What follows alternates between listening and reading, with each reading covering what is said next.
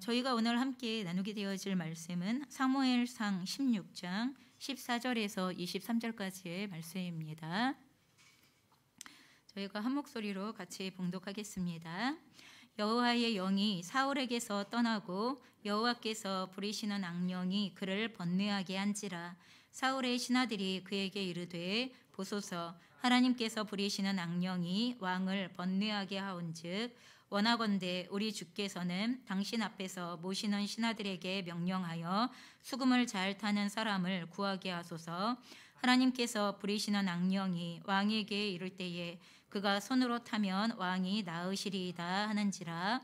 사울이 신하에게 이르되 나를 위하여 잘 타는 사람을 구하여 내게로 데려오라 하니 소년 중 한 사람이 대답하여 이르되 내가 베들레헴 사람 이새의 아들을 본즉 수금을 탈 줄 알고 용기와 무용과 구변이 있는 준수한 자라.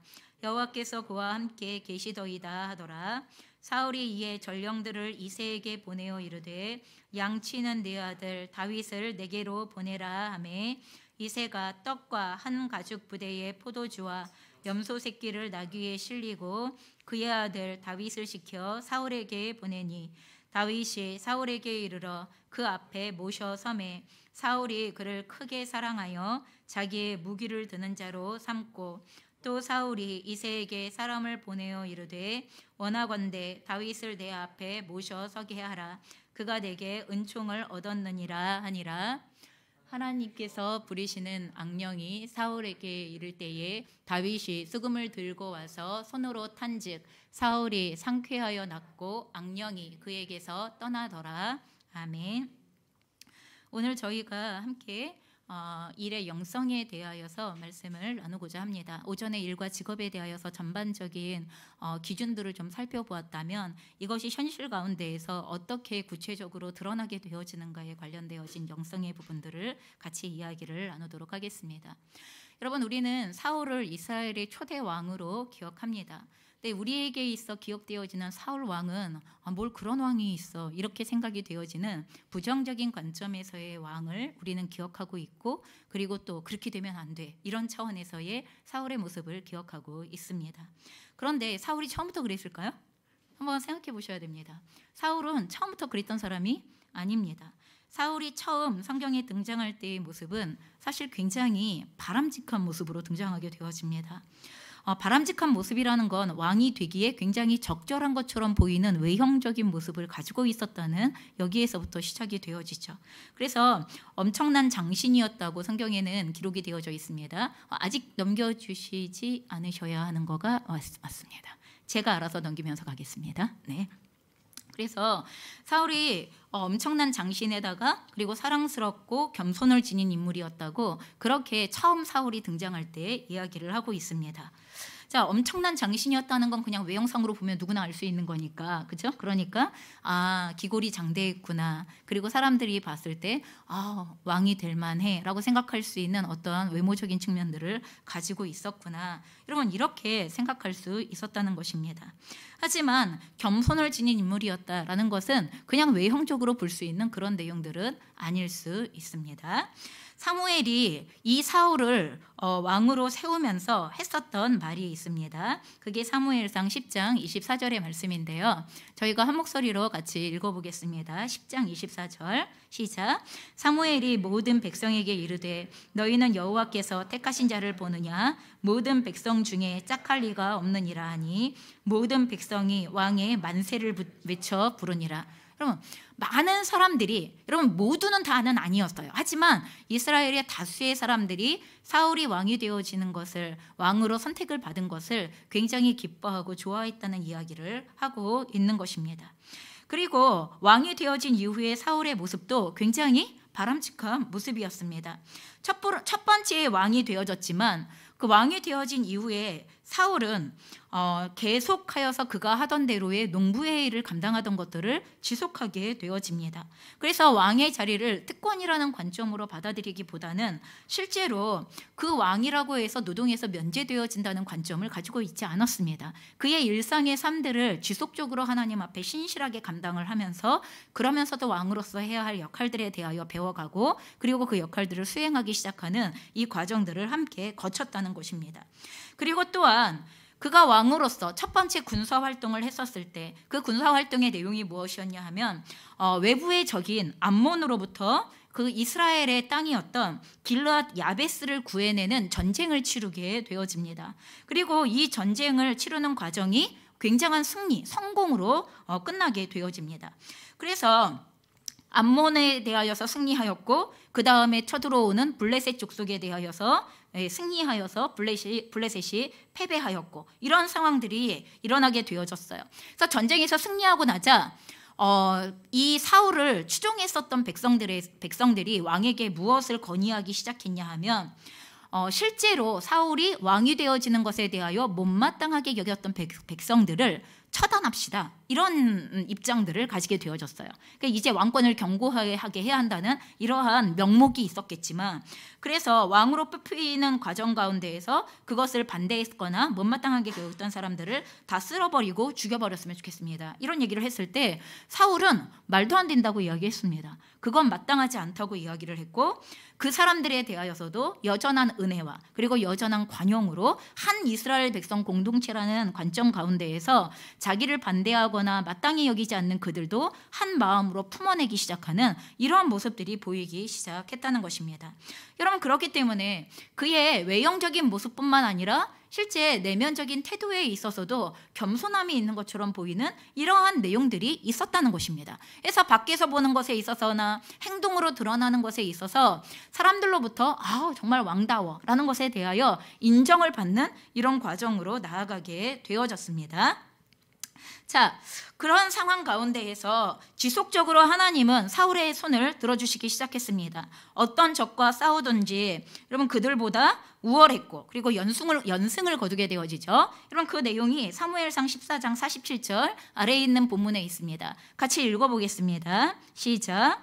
사울이 이스라엘 왕위에 오른 후에 사방에 있는 모든 대적 곧 모압과 암몬 자손과 에돔과 소바의 왕들과 블레셋 사람들을 쳤는데 향하는 곳마다 이겼고 그럼 하나님의 놀라운 도우심이 아니면 절대 일어날 수 없는 일들이 벌어지게 되어졌다는 것입니다. 승승장구하는 거죠.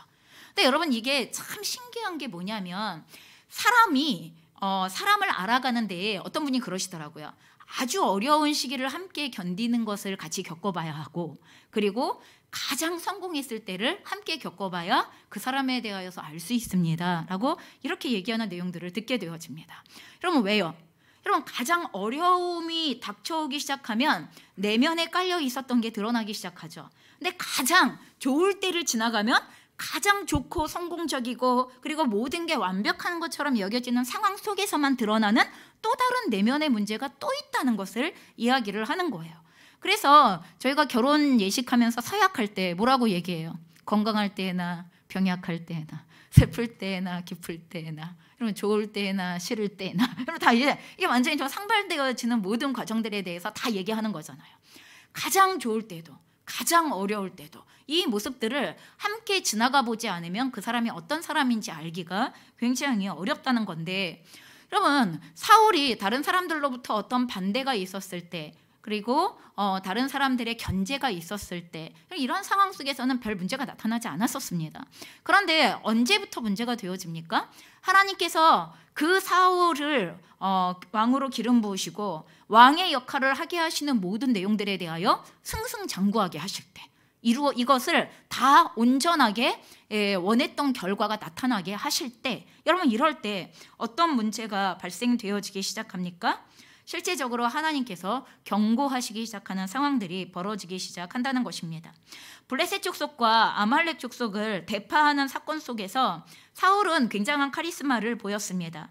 사람들의 입장에서는 오히려 왕권을 더욱 견고하게 다질 수 있는 기회가 되어졌습니다. 이런 왕이라면 괜찮아 라고 이야기할 수도 있고, 이런 왕이라면 추대할 만해 라는 이런 상황들이 벌어지기 시작했다는 것입니다. 그렇지만 이 과정 안에서 무엇이 드러났습니까? 그가 사울이 중요하게 여기는 일이 무엇이고 중요하게 여기지 않는 일이 무엇인가 라는 것에 대한 일에 대한 가치의 우선순위가 드러나게 되는 이런 상황들이 벌어지기 시작했습니다. 무슨 말이냐 하면 왕의 일을 너무 잘하기 위하여서 어떤 일이 벌어졌어요? 하나님과의 관계성에 있어서의 가장 중요한 일이 무너지기 시작하는 상태가 벌어지게 된다는 것입니다. 일 자체에 점점 빠져드는 거예요. 그래서 사람들로부터 칭송과 그리고 인정을 받는 것은 점점 강해지기 시작하는데, 하나님은 계속 경고의 사인을 보내시는 이런 상태들이 벌어지기 시작합니다. 여러분, 그 내용이 사무엘상 13장 13절과 14절에 하나의 모습이 나와 있어요. 저희가 같이 읽어보겠습니다. 시작. 사무엘이 사울에게 이르되 왕이 망령되이 행하였도다. 왕이 왕의 하나님 여호와께서 왕에게 내리신 명령을 지키지 아니하였도다. 그리하였더라면 여호와께서 이스라엘 위에 왕의 나라를 영원히 세우셨을 것이오늘 지금은 왕의 나라가 길지 못할 것이라. 여호와께서 왕에게 명령하신 바를 왕이 지키지 아니하였으므로 여호와께서 그의 마음에 맞는 사람을 구하여 여호와께서 그를 그의 백성의 지도자로 삼으셨느니라. 여러분, 이게 지금 왜 일어난 상황입니까? 믹마스에서 블레셋과 그리고 시내산 지역에서는 아말렉과 붙었던 전투의 내용 가운데에서 벌어지게 되어진 상황이에요. 믹마스에서 블레셋과 전투를 하게 되어지는 과정 가운데에서 백성들을 모았어요. 전쟁을 하기 위하여 백성들을 모았고, 전쟁을 치르기 위하여 백성들이 전쟁에 나가기 전에 하나님 앞에 예배하고 전쟁에 임하게 되어지는 이 과정들이 있는데, 여러분, 그 예배를 위하여서 사무엘이 와서 예배를 집행하기까지 기다려야 하는 시간이 있었습니다.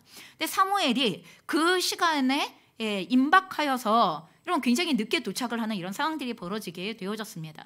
그런데 점점 시일이 지나가면서, 기간이 지나가면서 사람들이 사무엘이 오지 않는다는 것에 대하여서 오지 않는다고 생각을 하고, 사무엘이 오지 않으면 하나님께서 이 전쟁에 대하여 함께하지 않는다는 생각을 가지고 전쟁으로부터 점점 슬슬 빠져나가는 상황이 벌어지기 시작합니다.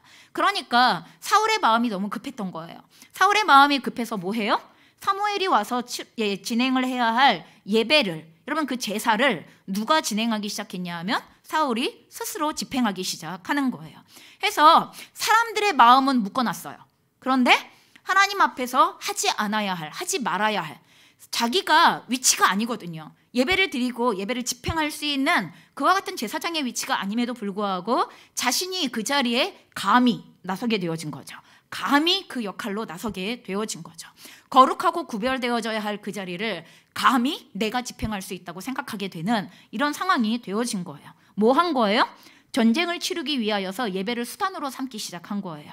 여러분, 이게 앞뒤가 바뀐 상황이 벌어진 거예요. 여러분, 그 전쟁은 누구 때문에 하는 전쟁이에요? 하나님의 백성들을 위하여서 하나님의 명하심 때문에 해야 되는 전쟁이어야 하는 것을, 여러분, 이거를 순서를 바꿔버리기 시작하는 거예요. 그래서 이것이 첫 번째의 내용이고, 그 다음 사무엘상 15장 17절에서 19절의 말씀인데 동일하게 읽어보겠습니다. 시작. 사무엘이 이르되 왕이 스스로 작게 여길 그때에 이스라엘 지파의 머리가 되지 아니하셨나이까. 여호와께서 왕에게 기름을 부어 이스라엘 왕을 삼으시고, 또 여호와께서 왕을 길로 보내시며 이르시기를 가서 죄인 아말렉 사람을 진멸하되 다 없어지기까지 치라 하셨거늘 어찌하여 왕이 여호와의 목소리를 청종하지 아니하고 탈취하기에만 급하여 여호와께서 악하게 여기시는 일을 행하였나이까. 그러면 이 일은 뭐예요? 아말렉과의 전쟁을 치르면서 하나님이 보내셨어요. 뭐하라고? 아말렉을 진멸하라고. 여러분, 이 아말렉을 하나님이 미워하시는 것에 대하여서 하나님을 대적한 아말렉에 대하여 끝을 보시기로 작정하셨기 때문에 사울에게 명령하셨던 내용이에요. 그런데 아말렉 가운데에서 좋은 진귀한, 그리고 좋은 짐승들, 진귀한 물건들, 여러분 이거는 다 남겨두고 아가광도 살려두고, 그리고 나서 다 했어요. 이렇게 얘기를 해버리기 시작했다는 것입니다. 그러면서 뭐라고 얘기하냐 하면, 사무엘이 왜 남겨뒀습니까? 라고 물어볼 때 그걸 가지고 뭐 하려고? 하나님한테 예배를 잘 드리려고 이렇게 했어요. 하나님이 버리신 걸 가지고 그걸 주워와서 하나님 앞에 예배를 잘 드리기 위하여. 여러분, 두 번의 사건이 모두가 다 어디랑 연결되어지냐 하면 전쟁을 치르는 건 왕의 소관이에요. 그렇죠? 전쟁에서 승리해야 되는 건 왕의 소관이 맞고 왕의 일이 맞아요. 군사력을 일으켜야 하고 군사력적인 행정권을 발휘해야 되는 게 왕의 일이 맞아요. 하지만 그 왕의 일은 하나님께서 부르신 종으로서의 왕의 일이어야 하는데 하나님께서 종으로 부르신 왕의 일을 스스로 왕이 되어져서 자기 스스로가 왕이 되어져서 그 일을 잘 감당하려고 굉장히 애쓴 거예요. 여러분, 사울의 입장에서는 매우 애쓴 거예요. 뭘 애쓴 거예요? 자신의 방식으로 전쟁을 잘 치르기 위하여서 매우 애쓴 거예요. 그리고 나서 예배를 무너뜨린 거예요. 임의대로 예배를 집행하기 시작하고 그리고 예배를 가운데 가지고 나아갈 희생 제물을 하나님께서 버리신 걸 주어다가 그걸 가지고 하나님께 희생 제물로 드리겠다고 얘기하기 시작하는 이런 상태가 벌어진 거예요. 자, 겉으로 보기에 두 번의 불순종은 여러분 부도덕한 것도 아닙니다. 여러분, 사울이 사리사욕을 위하여 이렇게 대놓고 부정부패를 위하여 이렇게 진행한 내용이 아니라는 거예요. 백성들의 입장에서 보았을 때 사울은 잘한 겁니다. 무슨 말인지 아시죠? 결단력이 있었어. 때를 놓치지 않고 예배를 드려서 사람들의 마음이 흩어지는 걸 막았어. 전쟁에서 이겼어. 이렇게 얘기할 수 있는 게 얼마나 훌륭한 리더고 얼마나 훌륭한 왕이에요. 무슨 말인지 아시죠? 그리고 그리고 그 노예들을 다 죽이지 않고 살려서 국가의 재정 기반을 삼고 그리고 예배를 드리는데 희생 예물로 드리고 얼마나 훌륭한 짓을 한 거예요. 이게 너무나 훌륭한 짓을 한 것처럼 보여지는데 절대로 외형적으로 봐서는 죄처럼 보여지지 않는 거예요. 그런데 정말 신기하죠? 너무나 전략적이고 그리고 사리에 맞는 행동처럼 보이는 이 일이 두 번 모두 예배와 직결되어져 있다는 것입니다. 하나님과의 관계와 직결되어져 있다는 것입니다. 하나님이 명령하신 것을 준행하지 않은 것과 직결이 되어져 있다는 것입니다. 여러분, 저희가 일을 굉장히 열심히 잘하는 사람이 있지만 그 굉장히 열심히 잘했던 일을 처음 부여하신 하나님과의 관계가 어그러진 상태에서 그걸 모르는 상태로 계속 열심히 일을 잘하고 있을 수 있고 더 열심히 하기 위하여서 예배를 범하고 있을 수 있고 그리고 예배의 정신을 망각할 수 있고 예배 가운데 대면해야 할 하나님을 놓칠 수 있는 이런 상황이 벌어진다는 것을 우리에게 보여주고 있는 내용입니다. 아말렉과의 싸움에서 저지른 불순종은 하나님께 예배를 드릴 때 쓰려고 가장 좋은 짐승들을 죽이지 않고 남겨둔 것이라고 아까 그렇게 이야기했습니다. 사울은요, 백성들과 하나가 되어져서 하나님의 뜻을 구하는 것이 아니라 백성들의 뜻에 맞춘 예배, 백성들의 뜻에 맞춘 결정을 하기로 지금 방향이 점점 변해져 가고 있는 사울의 모습들을 저희가 보게 되는 것입니다. 여러분, 겉모양으로 볼 때 얼마나 예배를 잘 드리고 싶었으면, 여러분 이렇게 생각하십니까? 얼마나 예배를 잘 드리고 싶었으면 사울이 그렇게까지 했을까? 아말렉의 모든 걸 죽이지 않고 그렇게까지 했을까? 하나님의 명령을 어기면서까지 그렇게까지 했을까? 여러분 이렇게 생각이 되십니까? 하지만 사울의 관심이 어디에 있었는가를 아주 명확하게 보여주는 사건 가운데 하나라는 것을 기억하셔야 합니다. 여러분, 사울은 예배를 통하여서 사람들을 결속시키고 단합시키려는 수단으로 사용했고, 그렇죠? 무슨 말인지 아시죠?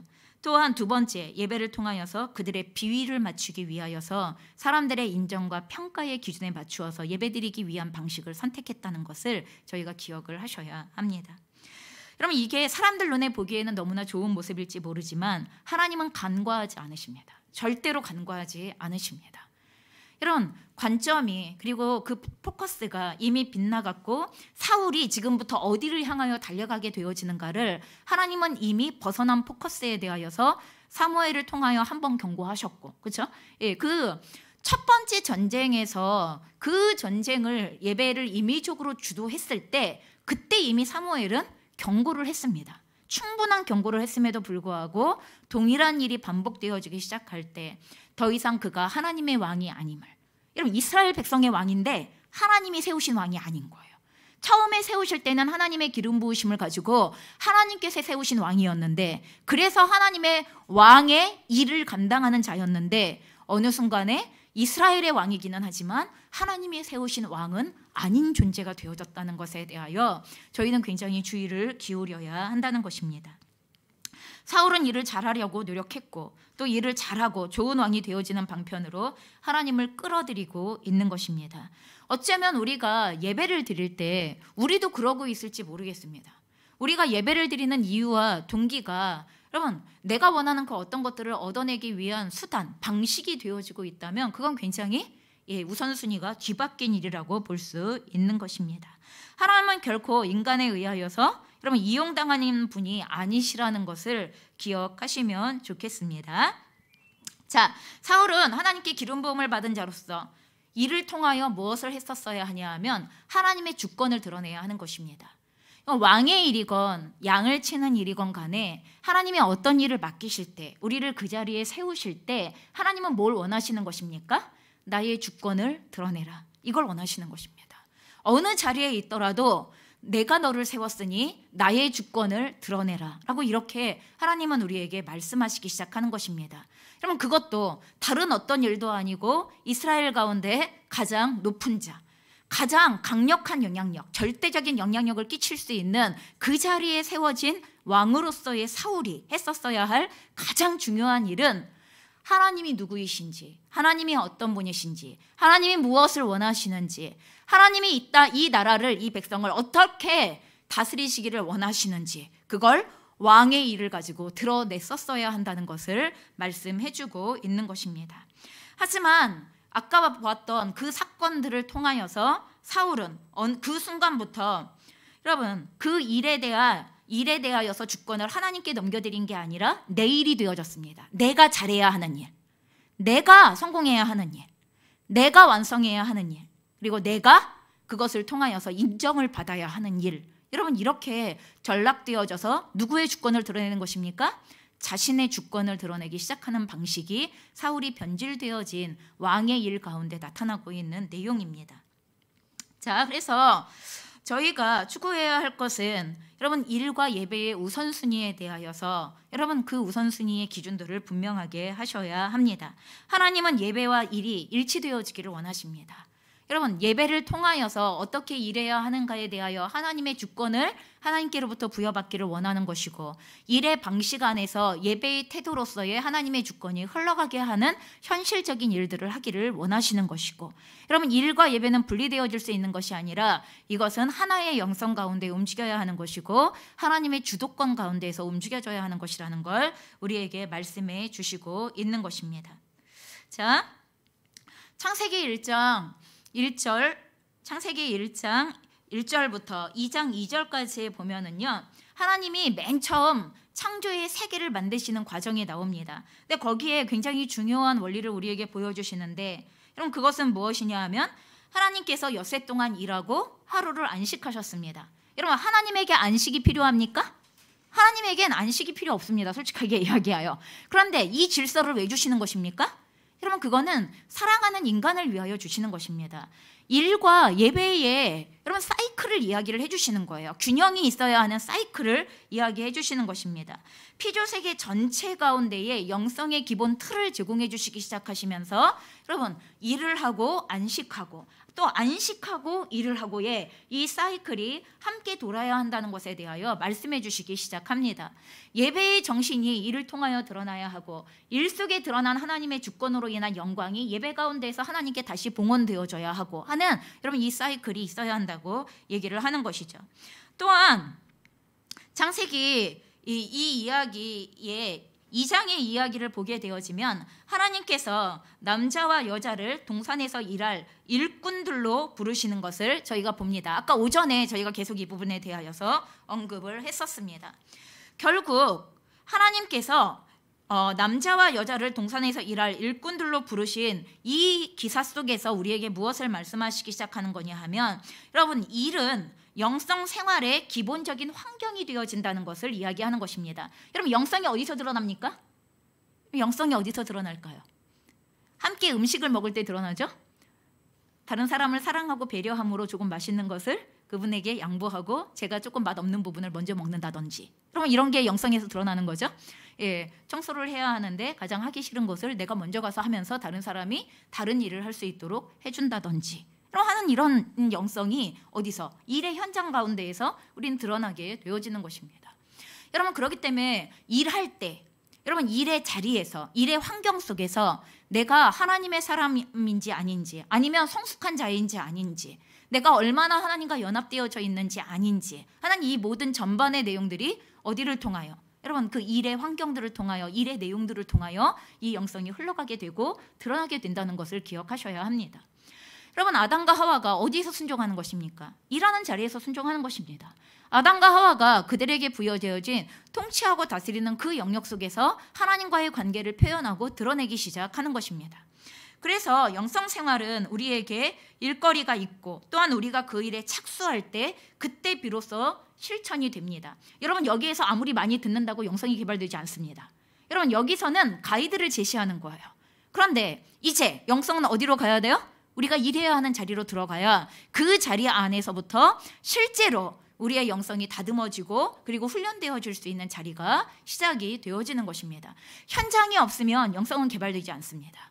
일의 자리가 없으면 절대로 영성은 개발되어지지 않습니다. 여러분 성경은 그래서 무의도식하는 것에 대하여 절대 불가한 것으로 얘기하죠. 뭐라고 얘기해요? 일하기 싫으면 먹지도 말라고 얘기할 정도로 아주 단호하게 우리에게 일의 자리가 얼마나 소중한 자리이고 하나님이 위탁하신 자리인가에 대하여 말씀하시기 시작한다는 것입니다.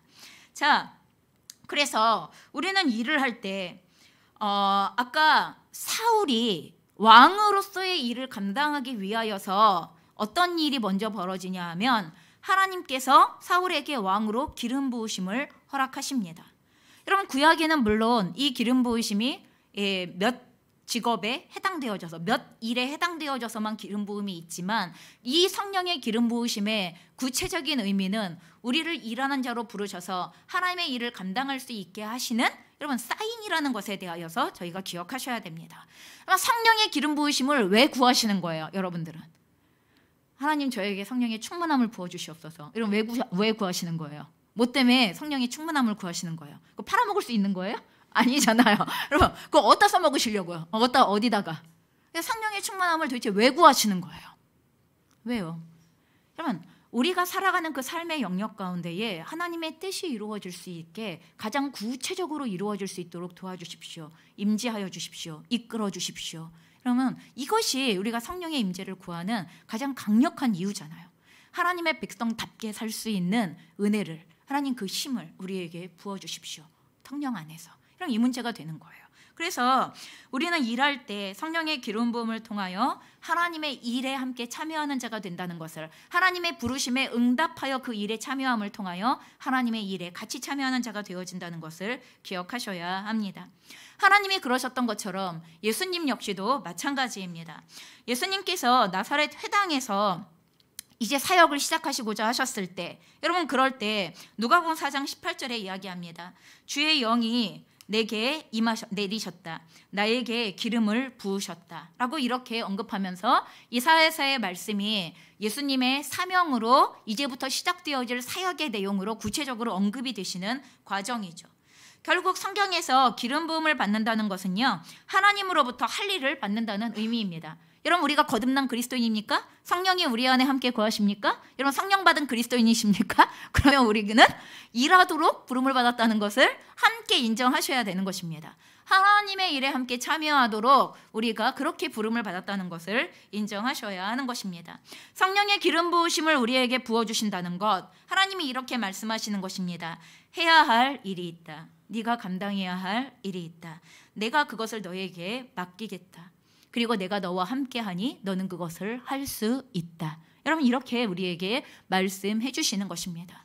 여러분 그래서 저는 할 수 없는데요. 네, 내가 할 수 없는 거는 맞아요. 근데 내 안에 하나님이 함께 하시는 것과 성령의 기름 부으심이 있다는 것을 믿을 때 또 더욱 하나님의 기름 부으심을 더하여 주십시오 라고 우리가 의뢰하여 나아가기 시작할 때 할 수 없다고 생각했었던 그것을 넘어서는 하나님이 맡기신 것을 할 수 있게 되어지는 방향으로 나아가는 훈련이 그리고 또 그 단련되어짐이 우리의 삶에서 시작이 됩니다.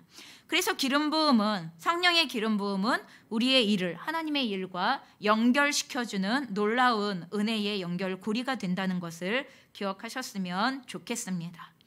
주님께서 그러셨던 것처럼 여러분 그 다음 다윗도 마찬가지입니다.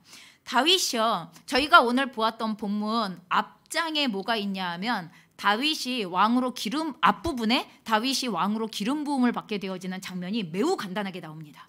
여러분 앞에 형들이 기름 부음을 받을지 못 받을지 이 과정은 굉장히 길게 나와 있는데 다윗 불러오라고 그래서 다윗에게 이렇게 왕으로 기름 붓는 장면은 2줄에 걸쳐서 딱 끝나게 되어져요. 그래서 다윗이 왕이 되겠다는 기름 부음을 받고 난 다음에 오늘 우리가 읽었던 본문 사울의 궁에 들어가게 되어지는 이 장면이 나오게 되어지는 것입니다. 여러분 다윗이 기름 부음을 받고 제일 먼저 하게 되어지는 것은 일하러 가는 것입니다. 여러분 목동으로 일하러 갔다가 사울의 부름을 받고 사울의 궁으로 일하러 가는 이런 상황들이 벌어지는 것입니다. 여러분 우리는 하나님의 기름 부으심과 이끄심이 있을 때 내가 아무 노력, 어떤 일도 하지 않은 상태에서의 무엇을 누릴 수 있는 그게 영광이라고 생각할지 모르지만 하나님은 하나님이 오늘도 일하시며 우리를 섭리하시고 다스리시는 그 일의 통로요, 함께 일하는 동력자로 우리를 초대하시는 것을 하나님께서 영광이라고 말씀하시는 것이며 내가 너에게 기름 부어 너를 그 통로로 함께 사용하기를 원한다. 네가 그 일에 함께 참여하기를 원한다. 이렇게 우리에게 말씀해 주시고 있는 것입니다.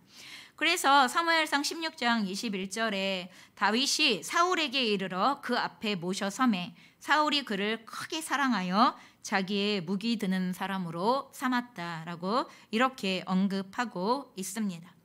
여러분 이 모습을 보면서 지금 앞장에서는 사울이 하나님의 기름 부음을 받은 왕으로서 왕의 일을 감당했었던 사울이 어떻게 점점 하나님이 세우신 왕의 일에서 자기 스스로의 주도권을 가진 왕으로 전락하게 되어지는가와 동시에 왕의 기름을 받은 다윗이 어떻게 하나님의 종으로 일을 시작하게 되어지는가 하는 여러분 이 내용을 보게 되어집니다. 두 왕을 비교하여 사무엘은 우리에게 보여주고 있는 것입니다. 자, 여러분 그래서 저희가 생각해 봐야 하는 것은 여러분 일은요 지금까지 제가 설명을 했던 것처럼 그 기원이 하나님께로부터 시작이 되어져요. 일하시는 하나님, 천지를 창조하신 하나님, 지금도 다스리시고 통치하시고 섭리하시는 하나님. 그래서 하나님은 지금도 일하시죠?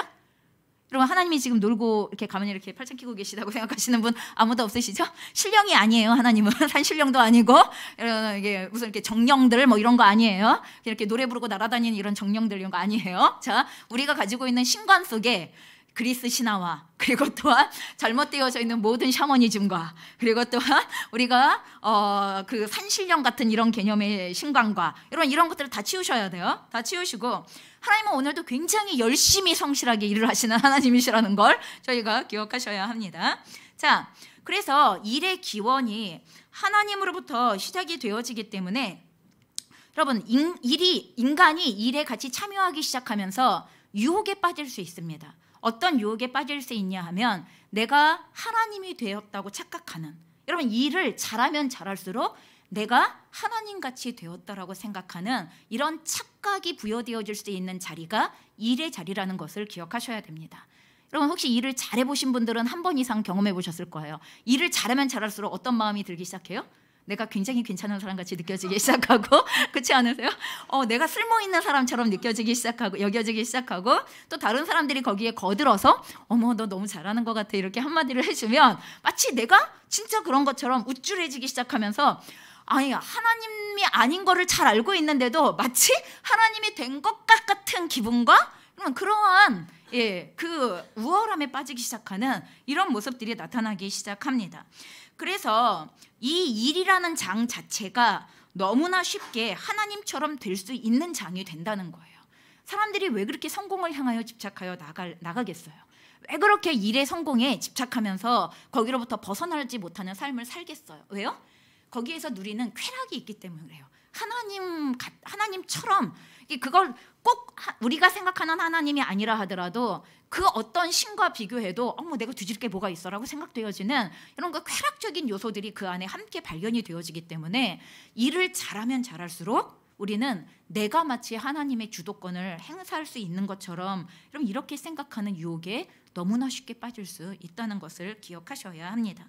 그래서 일을 잘하거나 좋은 일을 할 때 내가 정말 신과 같아요. 여러분 누구에게 막 이렇게 긍휼의 사역을 한번 해보세요. 막 나눠주는 사역을 하고 너무 고맙다는 얘기를 듣고 막 이러면 요즘 남아공에서 우리 왕주식 선교사님이 먹을 거 준비해가지고 그 먹을 수 없는 아이들에게 지금 먹는 거 나눠주는 사역에다가 거기다가 이제 말씀을 같이 준비를 해서 나눠주고 하는 이런 거 하시는데요.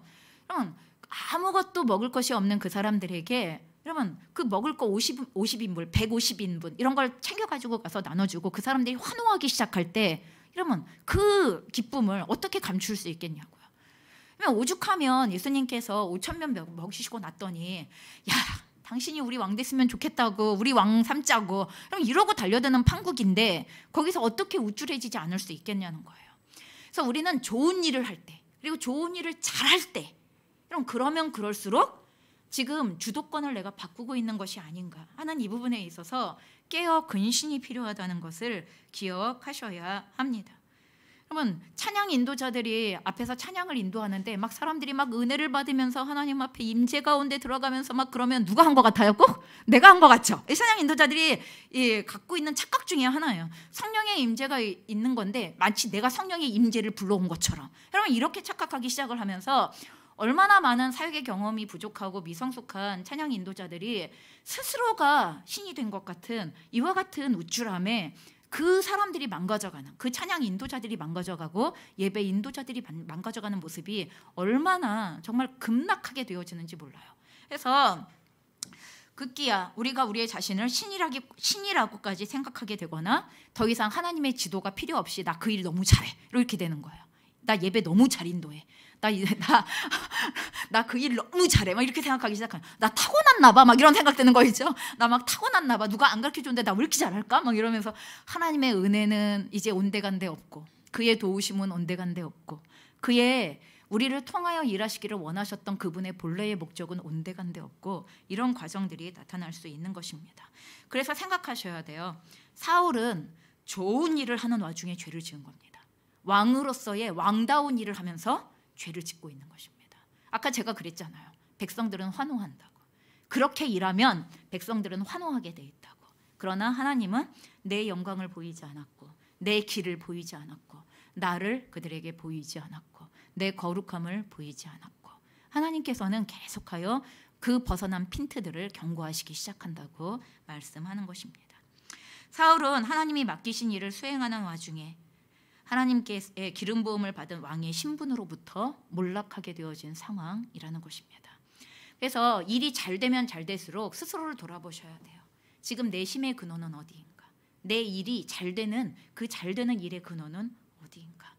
내가 누구의 기준 속에서 지금 일하고 있는 것인가 하는 이것을 기억하시면 좋겠습니다. 자, 아까도 저희가 봤듯이 하나님께로부터 기름 부음을 받은 다윗은 일의 세계로 들어가게 되어집니다. 다윗의 일은요, 하나님께서 맡기시고 또 하나님께서 정해 주셨음이 분명히 보이는 그러한 일들로 이제 다윗이 들어가서 그 일들을 하게 되어집니다. 여러분, 일이란 아까 제가 말씀드렸지만 자신의 주권을 표현하시는 주권자 하나님으로부터 말미암게 되어집니다. 그리고 또한 그 하나님을 나타내는 활동이 일이 되어져야 한다고 말씀하시는 것입니다. 여러분, 그래서 하나님의 주권은 일하는 주권이고 일을 통해 표현되어지는 주권입니다. 인간이 하는 모든 일은 주권자 하나님이 하시는 일의 연장이고 거기에 참여하는 활동이어야 하는 것입니다.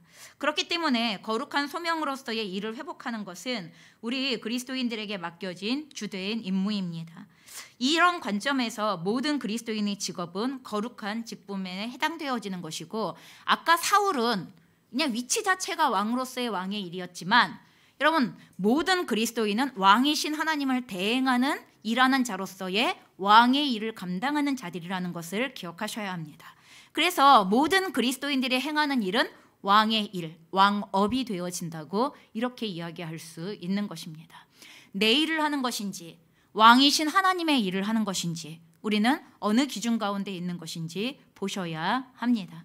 그러니 내 마음대로 내 멋대로 일을 통하여서 나를 드러내기를 원하는 방식대로의 그 일을 한다면 그 일은 왕업이 되는 게 아닙니다. 거기에는 어떤 모양으로든지 하나님을 볼 수 있는 길이 제한이 되어지기 때문에 그건 왕의 일이 되어지는 것이 아니라는 것입니다. 그래서 오늘 우리가 행하고 있는 어떤 일이라 하더라도 진짜 하나님께서 왕이신 그분의 본성이, 왕이신 그분의 능력이, 그리고 왕이신 그분의 온전한 뜻이 우리를 통하여 드러날 수 있도록 여러분 내어드려야 합니다. 때로는 어떻게까지 하십니까? 하나님이 나는 낮추시고 나는 정말 욕을 먹는 자리까지 낮추시지만 하나님의 능력과 역사는 드러나게 하시는 이런 경우들도 굉장히 많습니다. 그래서 저희가 스스로가 잘할 수 있다고 생각하는 그 어떤 부분들의 주권들이 마구마구 이렇게 형성되어지기 시작할 때 하나님은 이것을 한번 싹 걷어내시기 시작하시고 정말 아무 말도 못하는 자로서 하나님의 일을 진짜 하나님의 힘을 가지고만 하게 하시는. 그래서 예전에 정경호 목사님께서 그 찬양 사역자 누구셨죠? 축복송. 네, 송정미 사모님의 간증을 해주셨던 적이 있어요. 여러분 찬양을 하는 분이 목소리가 안 나오면 어떻게 되는 거죠? 일을 다 한 거죠. 일을 다 한 거예요. 어느 날 송정미 사모님께서 더 이상 목을 사용하실 수 없는 상황이 되어지고 목소리가 아예 나오지 않는 상황이 되어져서 정말 그의 인생에 절망을 맞이하셨던 날들이 있다는 것을 얘기하셨어요. 그 전까지 굉장히 잘 나갔던 찬양 사역자이고 그리고 많은 분들이 좋아했었던 그런 찬양 사역자였어요. 그런데 그 일을 통하여서 실제로 더 이상 그의 은사를 가지고서 일을 할 수 없다고 생각되어지기 시작하였던 그때, 그러니까 완전히 모든 게 절망과 끝이라고 생각하였던 그때 하나님께서 뭐라고 말씀하셨냐면 그 축복성에 있는 내용처럼 너의 찬양을 통하여서 영광을 받는 게 아니라 너를 통해서 영광을 받는다고 하나님께서 해주셨던 말씀을 그대로 찬양의 가사로 적어서 그걸 축복성으로 하나님이 송정미 사모님을 축복해 주셨던 내용인 거죠. 내가 너를 통하여서 영광을 받는 거라고. 그럼 네가 하는 찬양을 통해서가 아니라고. 네가 하는 그 일을 통해서가 아니라고. 이게 무슨 말이에요? 그 사람이 그 일을 어떻게 하느냐의 방식에 있어서 그 사람의 존재의 방식이 훨씬 중요하다는 얘기를 하고 있는 거예요. 어쩌면 송정미 사모님이 그 이후로 찬양을 못하게 되실 수 있을지 모르겠지만 찬양이 아닌 다른 일을 통하여서라도 그분이 일하기 시작하면 그 송정미 사모님 자체를 통하여 영광을 받으신 하나님이 어떤 일을 하더라도 그 일의 내용이 찬양이 아닌 다른 방식이라 하더라도 그 일을 통하여 영광 받으실 수 있다는 얘기를 하시는 거예요. 여러분 나는 이 일을 통하여 나는 이 방식을 통하여 이 은사를 통하여서 해야만 해 라고 이렇게 생각하실지 모르겠지만 하나님은 방식 이전에 너 자체를 통하여서 내가 영광을 받는다고 말씀해 주시기 시작하더라는 거예요. 그래서 그분께서 그것과 함께 다른 선교회, 다른 선교회 중에서 특별히 둘로스 배를 타는 거, 배가 이렇게 그 접근하기 어려운 복음이 전파되어지게 접근하기 어려운 지역에 배가 들어가면서 그 배에서 함께 그 배에 함께 선교사들이 타고 있고 그리고 그 배가 정박하는 섬이든지 이런 데 들어가 복음을 전파하는 이런 사역들을 감당했었던 그런 배인데 송정미 씨가 노동을 해본 분이 아님에도 불구하고 그래서 그 배를 타고 같이 노동에 참여하는 이런 이 일들을 하는 기간들을 가지셨다는 얘기들을 하시는 것을 들어본 적이 있습니다. 여러분 다시는 내가 노래를 통하여서 하나님께 영광을 돌릴 수 없는 것처럼 보여지는 그 상황에서 내가 청소하는 것을 통하여 밥하는 것을 통하여서도 내가 너를 통하여서 영광을 받고 있단다 하는 이 존재론적인 부분에 있어서 한번 정리가 끝나고 나니까 그리고 그것이 무엇인지 분명하게 정리가 되고 나니까 하나님께서 다시 그의 목소리를 여시기 시작하면서 찬양의 사역들을 시작하게 하시고 주셨던 그 내용을 축복 속으로 만들어 수많은 사람들에게 위로와 격려와 축복과 그리고 하나님의 마음을 전달하게 하시는 여러분 이런 사역들을 시작하시더라는 것입니다. 그래서 내가 잘할 수 있다고 생각하는 일의 방식을 하나님은 한번 싹 걷어내실 때가 있습니다. 내가 해본 적도 없고 하기도 어려워하고 그런데 하나님이 그 일을 대하는 방식에 있어서 너 자체를 통하여 영광을 받기를 원한다고 우리들을 초대하시는 자리로 하나님은 그렇게 일하실 수도 있다는 것을 말씀하시는 것입니다. 그럼 거기에서 무엇을 배워야 해요? 꼭 이 일이 아니라 어떤 일이라 하더라도 여러분 그 활동을 통하여 하나님의 주권을 드러내는 방식의 일이라면 그것은 무엇이든지 왕의 일이 되어지는 것이고 그것은 무엇이든지 하나님이 기뻐 받으시는 일이 되어진다는 것에 대한 정리정돈이 끝날 수 있어야 한다는 것을 얘기하는 것입니다. 자,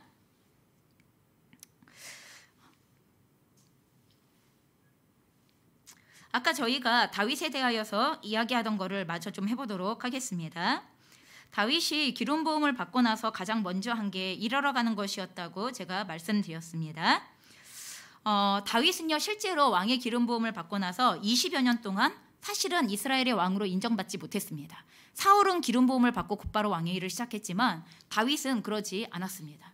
왕의 기름 부음을 받기는 받았지만 왕처럼 보이지 않는 이스라엘의 하나님이 세우신 왕이었습니다. 이스라엘 백성들은 인정하지 않는 왕, 이스라엘은 여전히 사울을 왕으로 인정하고 있지만 하나님은 그 시대의 왕이 다윗이라고 말씀하시는 이런 시대의 20년의 시간을 다윗은 지나가게 되어집니다. 그리고 다윗이 왕으로서 한 첫 번째 일이 무엇이냐 하면 나쁜 왕으로서의 사울을 섬기게 되어지는, 여러분 이 일을 하러 어떻게 아까 난장이들처럼 하이호 일하러 가네 이런 거죠. 하이호 일하러 가네, 나쁜 왕을 섬기러 일하러 가네. 여러분 다윗은 나쁜 왕이라고 생각하지 않았어요. 사울을. 무슨 말인지 아시죠? 하나님 보실 때 버리신 왕이지만 다윗이 그를 그렇게 평가하지 않았습니다. 그리고 그 왕을 성실하게 섬기는 자리 가운데로 나아갔던 것을 기억하십시오. 여러분 그런데 여기서 중요한 것 가운데 하나는 무엇이냐 하면 그 사울을 섬기러 가는 과정, 여러분 그리고 또한 그 왕으로 기름 받은 이후에 20년의 시간, 실제로 이스라엘에서는 왕이 아니었던 시간이죠. 도망자의 시간이었고, 여러분 우리가 또 어떤 모양으로는 훈련의 시간이었어 이렇게 얘기하는 그 시간들이 있잖아요.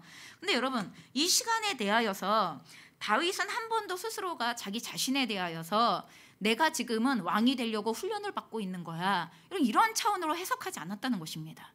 여러분 다윗은 왕의 기름 부음을 받고 난 이후에 이쯤 되면 내가 왕의 역할을 하겠지, 이쯤 되면 내가 왕의 역할을 하겠지, 이런 계산을 해본 적이 없어요. 한 번도 해본 적이 없고 그 순간순간 그에게 주어진 상황 속에서 그에게 주어진 일을 최선을 다해서 감당했을 뿐이라는 것을, 이걸 우리가 기억하셔야 하는 것입니다.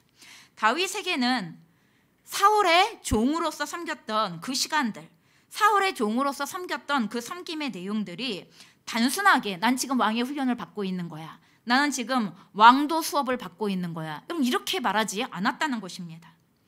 다윗에게 종으로서의 섬기는 일은 여러분 그것 자체가 이미 뭐예요? 왕의 기름 부음을 받은 왕의 일이었다는 것입니다.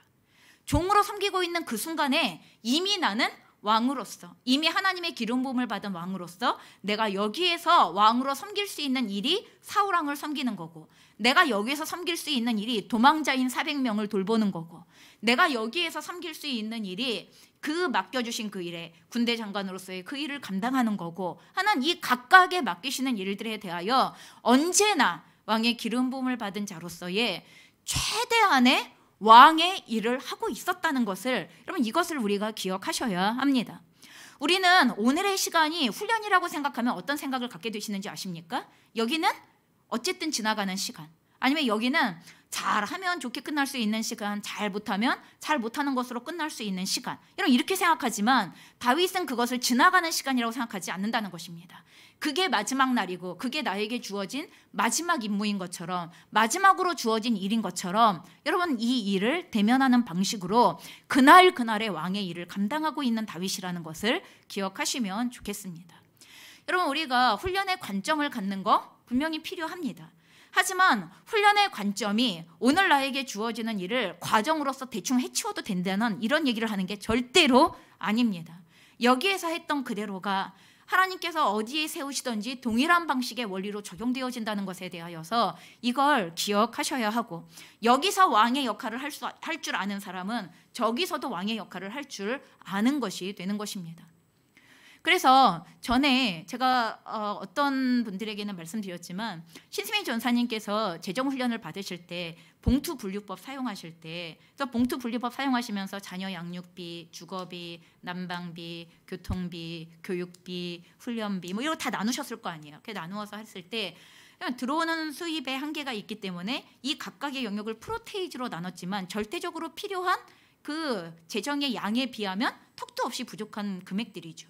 그 턱도 없이 부족한 그 금액들을 사용하시고 나서 부족한 상황이 발생했을 때 이쪽 봉투에 있는 걸 이쪽으로 옮기지 않았다는 거예요. 근데 왜 그러냐 하면 신세미 전사님의 간증이 그러셨어요.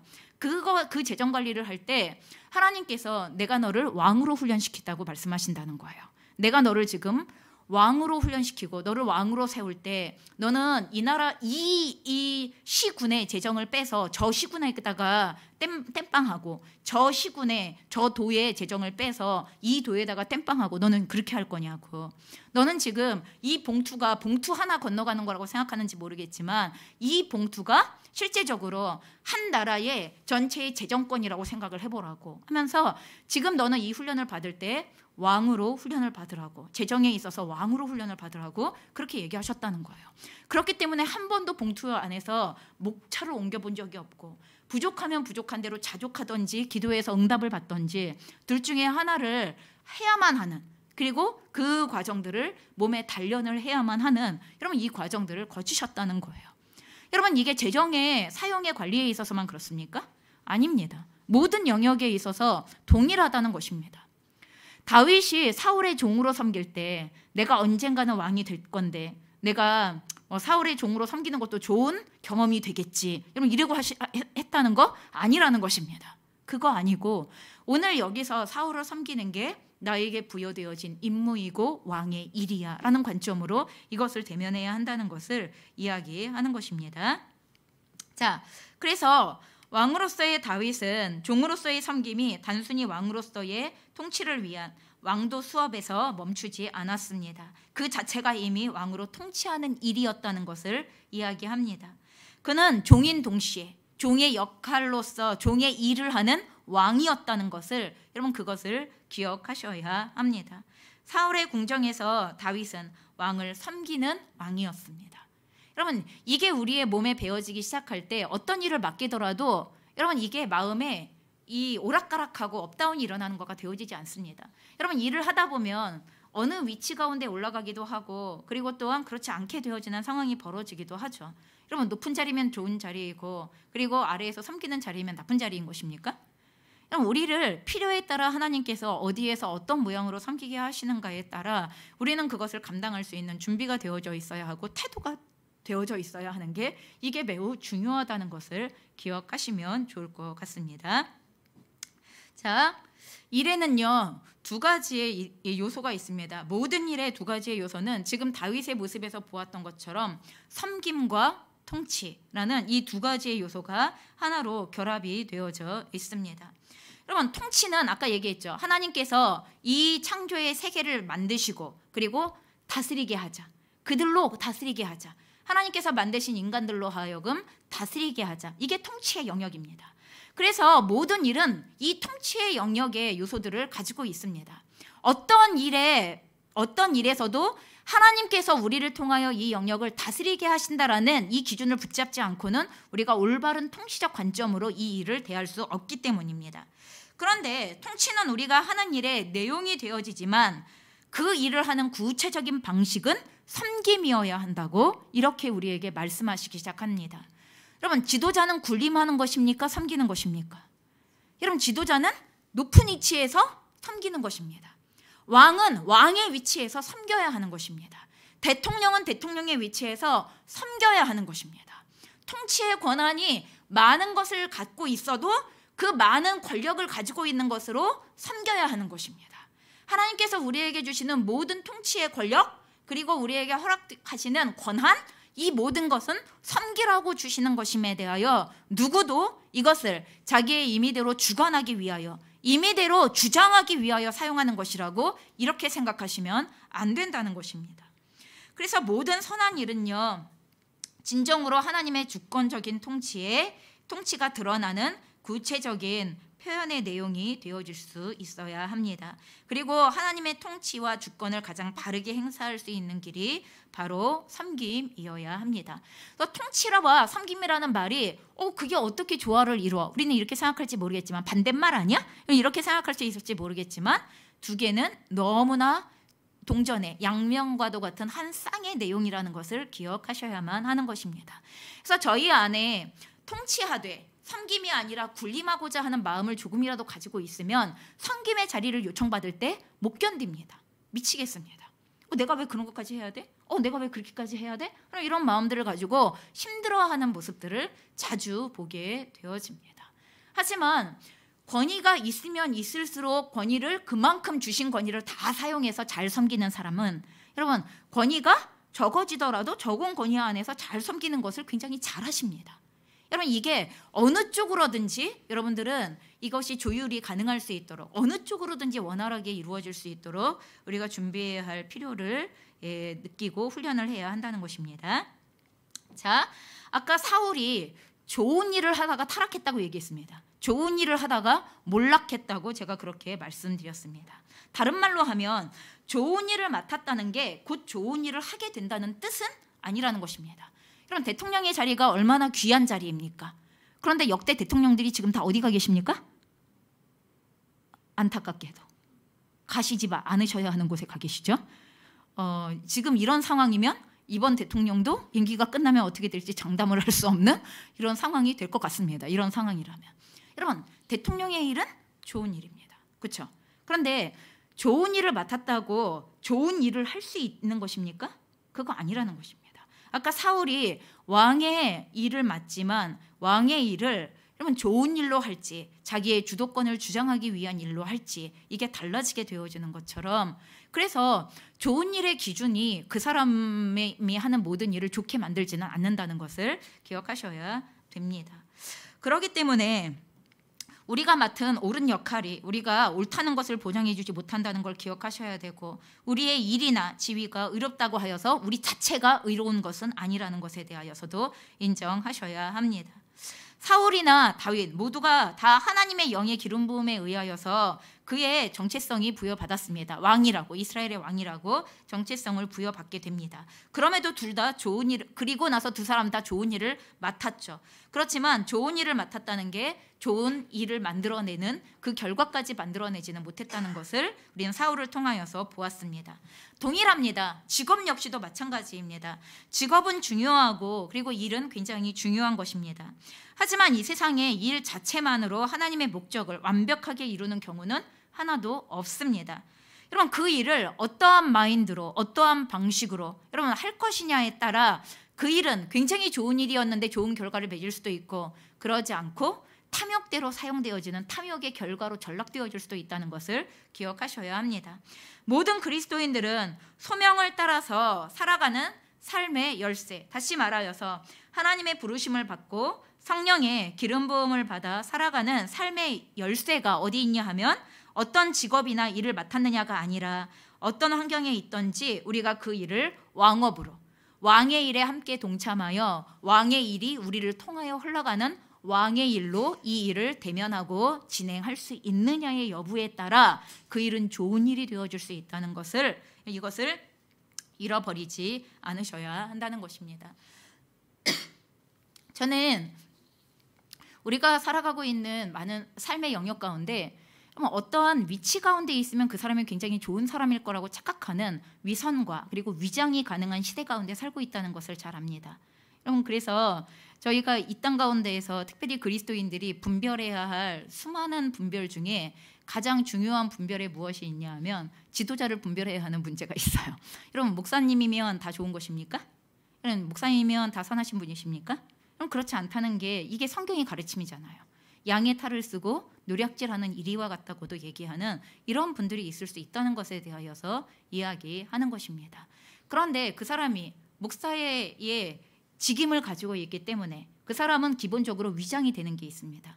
무엇이 위장돼요? 사람들이 보통 생각할 때 목사님이야 라고 이렇게 하면 기본적인 사회의 통, 요즘은 또 그렇지도 않아요. 요즘은 목사님이야 라고 이렇게 얘기하면 일단 멀리하고 볼 사람 이렇게 생각하는데, 예전에는 우리 사회 속에서 목사님이야 라고 이렇게 생각을 하면 존경하고 볼 인물 이렇게 생각한다는 거예요. 신뢰성에 있어서 기본을 이렇게 깔고 들어갈 수 있는 이런 부분들이 있는 건데, 여러분 이런 것과 동일하게 요즘 너 일을 뭐 해? 너 직장 어디야? 라고 물어볼 때 나 이 일 해 라고 이렇게 얘기하면 사람들은 다 어떻게 생각해요? 너 그쯤 되는구나 이러면 이렇게 생각해요. 너 그쯤 되는구나 라는 말 안에 그 사람이 굉장히 좋은 사람일 거야 라고 이렇게 위장할 수 있는 기본적인 전제가 깔려져 있다는 것을 기억하셔야 합니다. 하지만 아까 얘기했습니다. 우리가 어떤 일을 맡고 있느냐가 그 사람이 좋은 사람인지 결정하지 않는다고. 그 일을 과연 누구의 주도권 가운데에서 어떻게 드러낼 것이냐가 그 사람이 어떤 사람인가를 드러내는 것이라고 말씀드렸습니다. 그리고 왕의 모든 일은 혼란 가운데에 그리고 무질서 가운데에 질서를 부여하고 어둠 가운데에 빛을 가져오게 되어져 있습니다. 진리가 가지고 있는 속성이 그렇기 때문에 그렇습니다. 하나님이 가지고 있는 존재의 방식이 그렇기 때문에 그렇습니다. 우리가 하나님께로부터 부여되어지는 일을 할 때 혼란 가운데에 질서가 잡히게 되어지고 어두움 가운데에 빛이 드러나게 되어지고 그리고 앞뒤를 분간할 수 없었던 상황 속에 분별이 시작이 되어질 수 있는 여러분 이런 일들이 시작되어져요. 다윗이 사울의 궁에 오늘 들어가 그리고 그 악기를 타기 시작할 때 어떤 일이 일어납니까? 악신이 떠나고 사울이 본래의 정신을 되찾게 되어지는 이러한 혼란 가운데 무질서 가운데 질서가 부여되어지는 이런 일이 일어납니다. 악기 하나를 타는 것이 왕의 일이 되었다는 것입니다. 무슨 말인지 아십니까? 악기 하나를 타는 것이 하나님의 그 자리에 함께 임하시는 통로가 되었다는 것입니다. 이게 얼마나 놀라운 일입니까? 여러분 지난 시간에 언어 생활하면서 얘기했잖아요. 우리의 말을 어떻게 사용하는지에 따라 거기에 천국이 임할 수도 있고 거기에 지옥이 임할 수도 있는 놀라운 능력과 권세를 가지고 있다는 것을 말씀드렸던 것처럼 그럼 우리의 언어 생활이 왕의 일이 되어지시기를 부탁드립니다. 우리가 지금 맡게 되어지고 그리고 감당하게 되어지는 일들이 하나님의 일에 하나님의 왕의 일에 참여하는 우리에게 부여되어지는 왕의 일이 되어지시기를 부탁드립니다. 여러분 그래서 나를 통하여 그분의 주권이 온전하게 표출되어지기를 원합니다 라는 그 기준 속에 오늘 우리의 일이 날로 날로 새롭게 훈련되어지고 다듬어지고 그리고 또 확장되어지고 그리고 또 맡기신 열매를 얻게 되어지기를 주님의 이름으로 축원합니다. 같이 좀 기도하는 시간 갖겠습니다. 하나님 아버지 감사합니다. 오늘 사울 왕을 통하여 다윗 왕을 통하여 하나님께서 기름 부으심을 통하여 어떻게 우리의 삶 가운데 일을 가지고 우리의 삶을 주관하시고 다스리시는가를 우리가 보게 되어집니다. 이 시간 간절히 기도합니다.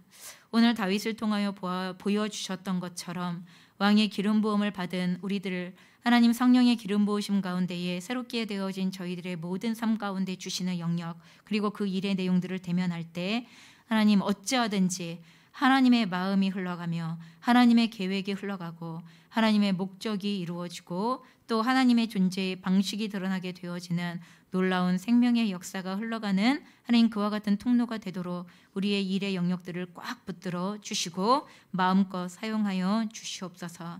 기도합니다. 하나님 우리가 진정으로 일을 대면하는 방식에 있어서 하나님께서 왜 그리로 우리를 부르시는가를 함께 믿음으로 응답하게 하여 주시고 예 주님 오늘도 제가 주님의 통치에 함께 참여합니다 라는 기쁨이 충만하게 하여 주시옵소서. 감사하며 예수 그리스도의 이름으로 간절히 기도드립니다. 아멘.